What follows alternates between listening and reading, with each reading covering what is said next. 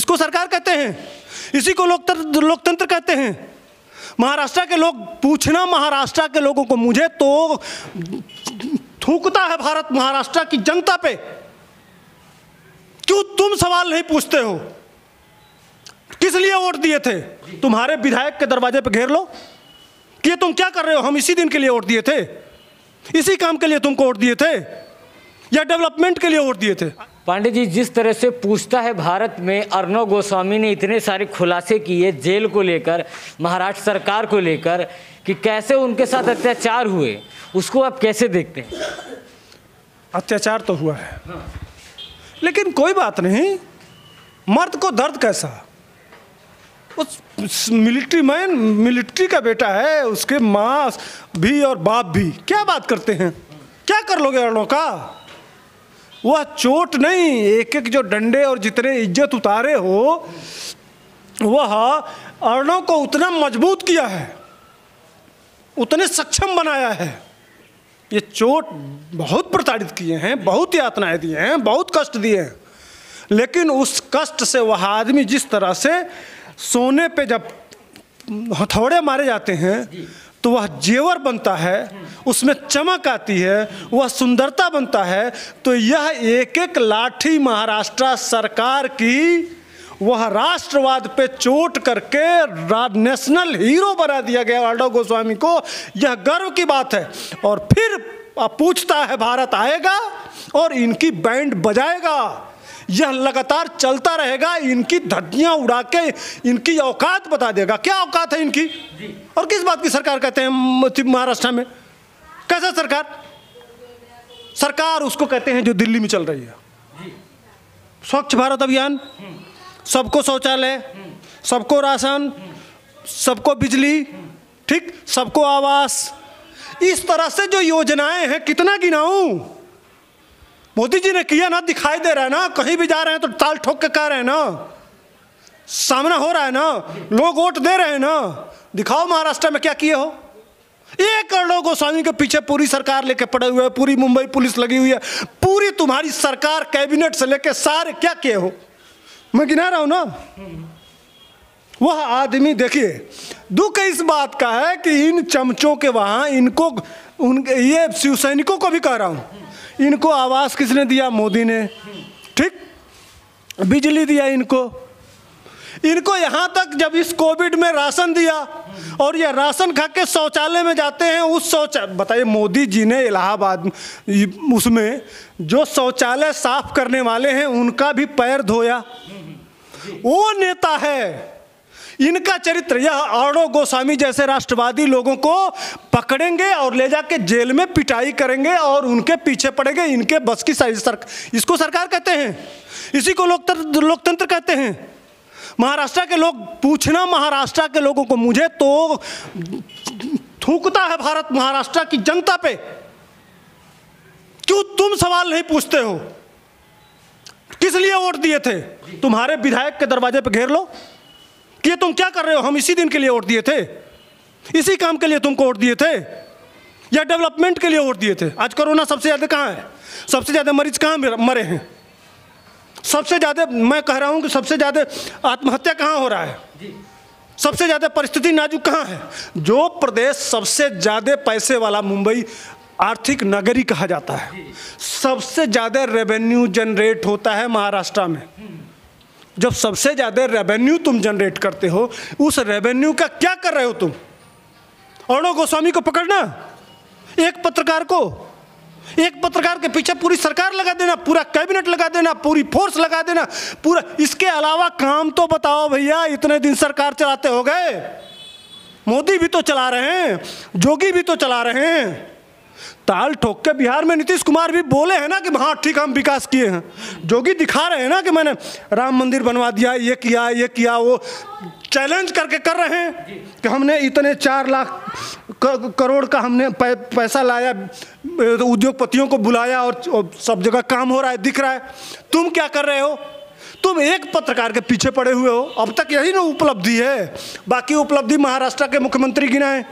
लेकिन पंडित जी, एक बात ये नहीं समझ में आती है कि जिस तरह से अर्णव गोस्वामी बड़े सारे एलिगेशन महाराष्ट्र सरकार पर लगा रहे हैं, महाराष्ट्र सरकार आखिरकार माफ़ी क्यों नहीं मांग लेती है?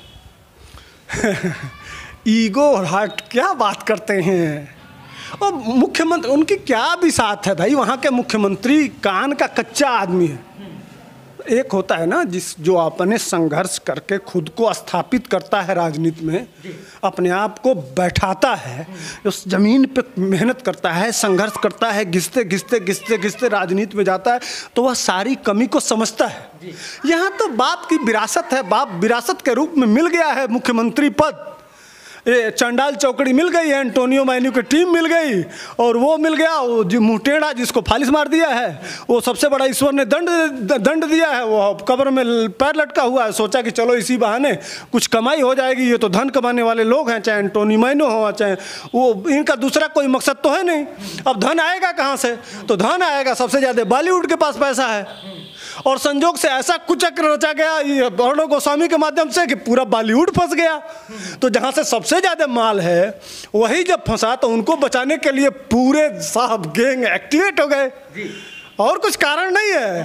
पूरे बॉलीवुड जब फंसने लगा, अंतिम जो ड्रग का जो मामला आ रहा था, तो अंतिम नाम किसका आया? एक 55 साल का कलाकार। वो कौन कलाकार है, बात समझ रहे हैं? तो सब लोग जानते हैं। वह जब फंसने लगा, उसके साथ साथ ये तीनों खान गैंग जब फंसने लगे, और भी बड़े नाम आ गए, कपूर परिवार के बड़े नाम आ रहे थे। अब बेचैनी बढ़ गई, पागल हो गए सब, पूरी महाराष्ट्र पागल हो गई, पूरा कैबिनेट पागल हो गया, पूरी सरकार पर, मुंबई पुलिस पाली, बहुत रुपया है ना इनके पास, हजार करोड़, 20 हजार करोड़ के मालिक हैं, बहुत रुपया हुआ। पूरा बॉलीवुड कई लाख करोड़ का है। अब जब इनके दरवाजे तक दस्तक देने लगा ये ड्रग, और इनकी गिरफ्तारी की बात आ गई, तो अब और नाम चला कौन रहा था इनके खिलाफ? कौन चल रहा था? एक आदमी, अर्णव गोस्वामी, बिल्कुल पीछे पड़ा हुआ था। इतने बड़े, पूरी महाराष्ट्र की सरकार, पूरी मुंबई पुलिस, पूरा बॉलीवुड, इन सबके पीछे एक आदमी और एक भाई बहन समझ लीजिए, एक कंगना रनौत और दूसरा ये अर्णव गोस्वामी। सुप्रीम कोर्ट ने फटकार लगाई, उसको आप कैसे देखते हैं? देखिए, ये प्री प्लान्ड था। हाई कोर्ट में भी, चूंकि हाई कोर्ट के पैनल का जो जज था वह भी महाराष्ट्र सरकार का समर्थित जज था, इसीलिए वो सब प्री प्लान। अरे भाई, एक हफ्ता पहले वो कांग्रेस एंटोनियो मैन्यू का वो नहीं कह रहा है कि मुख्यमंत्री ने सारी योजना बना दिया है, सारा रैकेट बन गया है, सारी टीम बन गई है कि किसी तरह से अर्णव को फंसाना है। तो ये सब प्लानिंग, 1 महीना पीछे से महाराष्ट्र पुलिस, वहाँ का डीसीपी नहीं है, दल्ला उसको कहते हैं, परम दल्ला सिंह, परमवीर सिंह नहीं कहता हूँ मैं, परम दल्ला सिंह। और क्या करता है? उसका कोई काम थोड़े है, वहाँ जितनी बार बालाएँ हैं उनसे पैसा वसूलना, शाम को यही काम है, शाम को दारू पीना और पैसा वसूलना। मैं मुंबई पुलिस को पुलिस नहीं मानता, मैं नहीं मानता व्यक्तिगत, इसलिए कि मेरे पास सबूत है। मेरे सबूत का कोई जवाब नहीं है मुंबई पुलिस के पास, न महाराष्ट्र के नेताओं के पास, और न पूरे मुंबई के जितने बुद्धिमान हैं और पूरे भारत के जितने बुद्धिमान हैं। मैं जवाब मांगूं तो किसी के पास बोल नहीं सकते हैं। मेरे नहीं, एक सवाल कर रहा हूँ, मुंबई पुलिस पर ही सवाल कर रहा हूँ, जो ये जिसने इससे मुकदमा लिखा, मैं सवाल कर रहा हूँ। एक बात है, दाऊद इब्राहिम कहाँ पैदा हुआ? मुंबई में, ठीक। अबू सलेम कहाँ पैदा हुआ? मुंबई में। बबलू श्रीवास्तव कहाँ पैदा हुआ? मुंबई में। गौली कहाँ पैदा हुआ? मुंबई में। ऐसा एक अपराधी बता दीजिए, मैं दिल्ली में रहता हूँ, दिल्ली पुलिस ने पैदा किया हो। छोटी बात पूछ रहा हूँ, दिल्ली पुलिस है ना बहुत छोटी माने दिल्ली पुलिस बहुत बुरा माना जाता है। दिल्ली में एक अपराधी इस तरह का बता दीजिए जो इंटरनेशनल हो। कौन महान है भैया? तुम कहते हो कि मुंबई पुलिस ने बहुत अच्छा काम किया। मेरे सवाल का जवाब है, किसी बड़ी सवाल उठा, बड़े लिबरल कहते हैं दिल्ली पुलिस, गृह मंत्री के ऊपर सवाल उठाते हैं, दिल्ली पुलिस के ऊपर सवाल उठाते हैं। एक बता दीजिए भाई साहब, लोकल गुंडा भी पैदा होने नहीं दी तो कौन अच्छा है? जो इस समय बॉलीवुड मुंबई पुलिस के बारे में तख्ती लेके, बड़े बड़े पोस्टर लेके निकलते हो, मेरे सवाल का जवाब दे दो मेरे सवाल। पूरे जितने बुद्धिमान हैं, जितने लिबरल गैंग हैं, जितने मुंबई पुलिस को बहुत अच्छा बताते हैं, बहुत अंतर्राष्ट्रीय स्तर के बताते हैं, मेरे सवाल का जवाब दे दो। मैं खुला चैलेंज करता हूँ, दे पाएंगे? कोई नहीं दे पाएगा भाई साहब। इसीलिए कहता हूं कि तुम सिर्फ पैसा वसूलो इन बॉलीवुड वालों से 5-5 मिनट के लिए बिस्तर के लिए, और इन बार लाओ सा, और ये दारू बिचवाओ और ड्रग बिचवाओ और पैसा कमाओ। बाकी तुम्हारा काम यही है कि जो राष्ट्रवादी होगा, जो देश के बारे में सोचेगा, जो अच्छी बात सोचेगा, जो हिंदुओं के बारे में सोचेगा, जो टुकड़े टुकड़े गैंग के खिलाफ सोचेगा, जो आवाज़ उठाएगा, उसको तुम जेल में बंद कर सकते हो। बाकी तुम्हारे पास दूसरा कोई काम नहीं है। न वहाँ के मुख्यमंत्री के पास कोई डेवलपमेंट का विजन है, न कोई सोच है, न कोई संवैधानिक सोच है। यह सिर्फ अनैतिक रूप से यह गठबंधन बना के महा अघाड़ी नहीं है, अब क्या कहें उस